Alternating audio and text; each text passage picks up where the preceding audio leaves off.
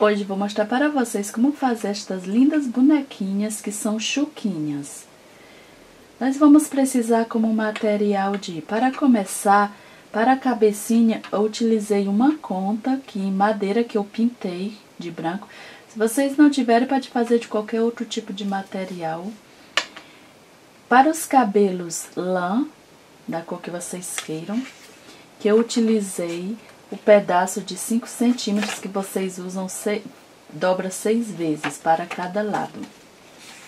Para os braços e as pernas, são 15 pedaços deste cordão que se chama rabo de gato.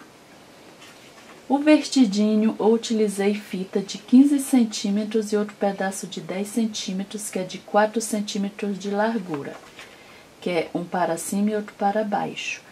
O pompom de 1 centímetro, se vocês não tiverem pompom, pode colocar a conta. E o elástico, que é 19 centímetros, que é para a chuquinha. E 2 pedaços de feltro círculo, que é 3,5, que é para colocar atrás, para colocar o elástico e ficar bem seguro. Cola quente, agulha e linha e tinta também para pintar os olhos, ficando assim.